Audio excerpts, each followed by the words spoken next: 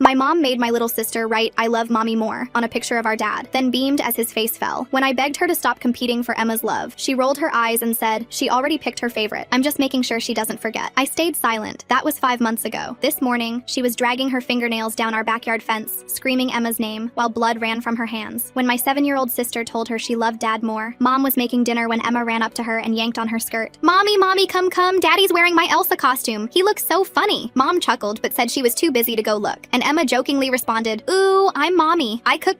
I'm too boring to have fun. She then giggled. That's why I love daddy more. She ran back to play. Mom laughed it off, but I could tell by her eyes that comment really stung her. The next day, mom joined in on the fort building after dinner. She crawled through the blanket tunnels with Emma and even did silly voices for the stuffed animals. When Emma asked for ice cream after dinner, mom said yes immediately. Dad raised an eyebrow, but mom just winked at him, then proceeded to make Emma laugh by getting ice cream on dad's nose and licking it off. A few days later, I watched mom and Emma rolling down the hill in our backyard. Mom's expensive birthday sundress got completely ruined with grass stains and mud. Dad looked horrified, but mom just shrugged. Memories matter more than dresses. We all thought it was extremely cute. Until then, mom's actions started becoming more than just fun. Dad came home from work with a new puzzle for him and Emma to do, and when mom saw it, she immediately announced that and Emma were going for ice cream. Just us girls tonight? Dad's face fell, but he didn't argue. Even worse, this became a pattern. Every night, mom would plan some special activity for her and Emma that excluded dad completely. I remember one specific Saturday during family drawing time the next day, mom kept whispering to Emma. I watched her encourage Emma to draw dad with a frown and write, I love mommy more, at the top. Dad saw the picture and his shoulders slumped. Mom just beamed like she'd won something. A few days later, mom got finger paint and started painting directly on our living room walls with Emma. When dad tried to stop them, mom grabbed Emma's hand and they ran outside giggling. Me and dad spent 3 hours scrubbing the walls clean. 2 days later, I was looking for Christmas decorations in the attic when I caught mom lifting Emma through the opening onto the roof. The roof had no safety rails and slanted sharply. I screamed at her to stop and she rolled her eyes. We're just having fun. You're as boring as your father. The car incident happened on a Tuesday. Dad and I left Emma and mom in the car while we went into the store to grab snacks. But when we came out, what we saw made our jaws drop. Emma was behind the wheel of mom's SUV. Mom was in the passenger seat urging, press harder on the pedal, sweetie. Emma pressed too hard and crashed straight into a parked vehicle. The owner came rushing out minutes later. Dad immediately took the blame and handed over his insurance information plus $500 in cash while mom was telling Emma she did great. That night, I went to check on Emma. She was curled up in her princess bed, and when I sat down, she whispered, Mommy is starting to scare me. Dad and I staged an intervention the next morning. We sat mom down and explained she was frightening Emma with these dangerous activities. Mom's face went red. You're ganging up on the fun parent. Emma loves me more now. She said so. We tried to reason with her, but she stormed out. The next day, Dad discovered mom had drained their entire savings account. $4,000 gone. He found the receipt. She'd bought a massive commercial-grade bouncy castle for the backyard. Emma will love this, she said when confronted. I came home from school a few days later to find Emma in the backyard holding Dad's axe. Blood was running down her leg from a gash. Mom stood nearby clapping. Come on, sweetie, this is fun. Don't mind the cut. Tough girls don't cry. Emma looked like she was about to sob. I grabbed the axe and Dad carried Emma inside to bandage her leg. Mom followed us yelling about how we were ruining everything. That night, we sat mom down and told her very bluntly, she either stops or Dad and I are leaving. She scoffed at first, but when she realized we were serious, she agreed to let up. Well, that lasted for an entire 2 days. That's when we got the call, directly from mom. She was sobbing so hard we could barely understand her. I messed